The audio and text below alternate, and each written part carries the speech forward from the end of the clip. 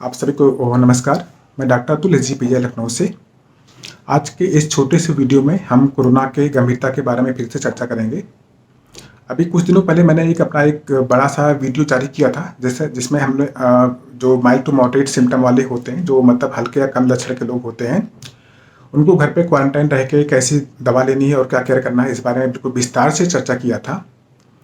लेकिन अभी मेरी कोरोना की ड्यूटी फिर से स्टार्ट हुई है, तो इस बार कोरोना की गंभीरता कुछ अलग है, इसलिए मुझे बिल्कुल जल्दी से वापस आना पड़ा आप लोगों के बीच कोरोना की गंभीरता बताने के लिए इस वीडियो के माध्यम से। तो जैसा मैंने अपने पिछले वीडियो में बताया था कि भाई आज भी कोरोना के जितने केस होते हैं उनमें लगभग 90% केस होते हैं जो बिल्कुल कम लक्षण वाले होते हैं, हल्के लक्षण वाले होते हैं, जो लोग आराम से घर पर रह के क्वारंटाइन होकर ठीक हो जाते हैं और ठीक हो रहे हैं। 5 से 10% के मरीज ही ऐसे होते हैं जिनमें लक्षण काफ़ी गंभीर आते हैं और उनको अस्पताल में भर्ती करके उनको गहन चिकित्सा की जरूरत पड़ती है। लेकिन इसमें चिंता की बात यह है कि कोरोना का इन्फेक्शन होने के बाद कौन मरीज 5% या 10% की कैटेगरी में जाएगा और कौन 90% की कैटेगरी में जाएगा, ये बता पाना अभी तक बहुत मुश्किल है, यहाँ तक कि असंभव है। देखिए, अभी जो 2021 का कोरोना है, ये पिछले साल के कोरोना से बिल्कुल अलग है।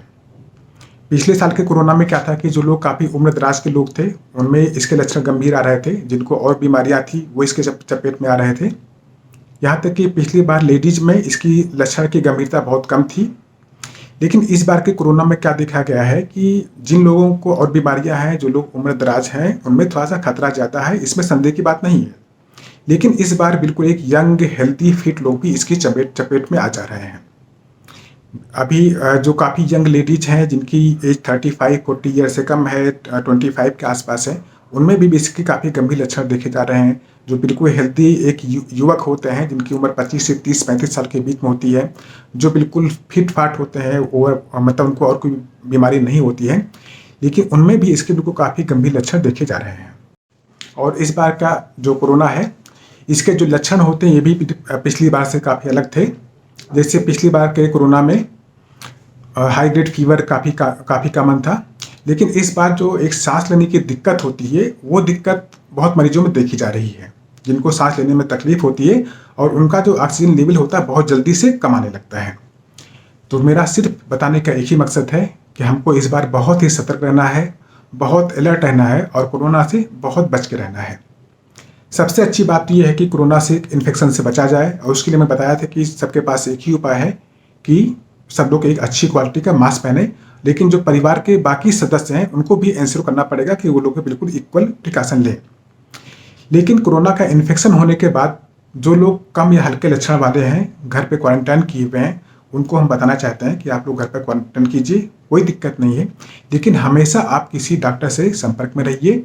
आपके जो रिलेटिव हैं, घर के सदस्य हैं, जो आपके दोस्त हैं, उनसे आप लगातार कांटेक्ट में रहिए। उनको आपके जो लक्षण हैं, जो आपकी परेशानियां हैं या जो आपका इम्प्रूवमेंट है, लगातार उनसे शेयर करते रहिए। कोरोना के लक्षण कम हो या ज़्यादा हो, हमको बहुत सतर्क रहना है। हमको बिल्कुल टेंशन फ्री होकर कभी नहीं बैठना चाहिए। अब थोड़ी सी चर्चा हम उनके बारे में करेंगे जो लोग घर पे क्वारंटाइन किए हुए हैं, जो हल्के या कम लक्षण वाले हैं। इनके ट्रीटमेंट के बारे में हम बिल्कुल विस्तार से चर्चा कर चुके हैं, उसको दोबारा चर्चा करने की जरूरत नहीं है। मैं ये बताना चाहता हूँ कि अगर आप लोग घर पे क्वारंटाइन किए हुए हैं, घर पे आप लोग अलग एक कमरे में रह रहे हैं, तो ठीक है, आप बिल्कुल रहिए। लेकिन आप दिन भर जब आप बिस्तर पर लेटते हैं तो एक पोजीशन में बहुत देर तक आपको नहीं लेटना है। जैसे आपको लेटना है तो आप कुछ देर, आधे घंटे आप जो है सीधे सो लीजिए। फिर इसके बाद आप दाईं तरफ करवट लेके आधे घंटे सो लीजिए। फिर आप बाईं तरफ करवट लेके सो लीजिए आधे से 1 घंटे।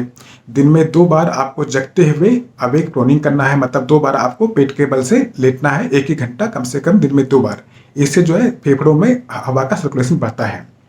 लेकिन पेट के बल लेटने में एक सावधानी ये बरतनी है कि जो प्रेग्नेंट लेडीज होती हैं उनको ये चीज़ नहीं करना है, उनको अपने गायनेकोलॉजिस्ट से सलाह करके ही ऐसा कुछ करना चाहिए।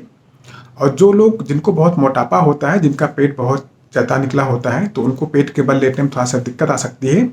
तो उनको इसके लिए कम से कम 3 से 4 तकियों का प्रयोग करना पड़ेगा। एक तकिया आपको अपनी कमर के नीचे रखनी पड़ेगी, 1 से 2 तकिया आपको अपने सीने के नीचे रखनी पड़ेगी, तब जाके आपका जो शरीर है वो बिल्कुल फ्लैट आ पाएगा। तो इस तरह करके आप दिन में 2 बार 1-1 घंटे पेट के बल ले सकते हैं। साथ ही आपको एक बिल्कुल कोई हल्का सा व्यायाम कर सकते हैं कमरे के अंदर, लेकिन आपको बहुत ज़्यादा एक्सरसाइज, हैवी एक्सरसाइज वो अवॉइड करना है। आप बिल्कुल कमरे के अंदर 1-1 घंटे, 2-2 घंटे थोड़ा सा वॉक कर लीजिए, टहल लीजिए, या हल्का सा जो प्राणायाम व्यायाम वगैरह आप लोग पहले से करते हैं, योगा वगैरह बिल्कुल हल्का सा वो कर सकते हैं। बहुत ज़्यादा एक्सरसाइज हमको इस बीच में अवॉइड करना है। जो लोग अपने घर से कहीं दूर रहते हैं, अकेले रहते हैं, तो आपको ये गलती कभी नहीं करनी है कि आप अपने कमरे के अंदर बिल्कुल अकेले बंद करके क्वारंटाइन हो गए। अगर आपको अकेले रहना मजबूरी है, तो भी जो आपके दोस्त हों, जो आपके जानने वाले हों, आपके परिवार के सदस्य हों, उनसे आप बराबर दिन में 3 से 4 बार संपर्क में करते रहिए। आप लगातार अपनी मॉनिटरिंग करते रहिए, और जो भी आपके लक्षण आ रहे हो, आपको कुछ तकलीफ बढ़ रही है, तो उनको आप लगातार उनसे शेयर करते रहिए। बस अंत में मैं आप सब लोगों से ये बताना चाहता हूँ कि आप सब लोग कोरोना की गंभीरता को समझिए। कोरोना से डरना बहुत ज़रूरी है। इन्फेक्शन होने के बाद घबराने की ज़रूरत तो नहीं है, लेकिन हमको बहुत अलर्ट, बहुत सावधान रहना है। हमेशा किसी चिकित्सक से सलाह लेते रहिए, और घर वालों के संपर्क में रहिए। हमेशा एक घर के अंदर रहिए। बहुत ही ज़रूरी काम हो तब आप घर के बाहर निकलिए, और जब भी निकलिए तो बहुत एक अच्छी क्वालिटी का मास्क पहनिए, जैसा कि मैंने अपने पिछली वीडियो में बताया था। ठीक है, आप लोग सुरक्षित रहिए, घर के अंदर रहिए, इसी उम्मीद के साथ। Thank you.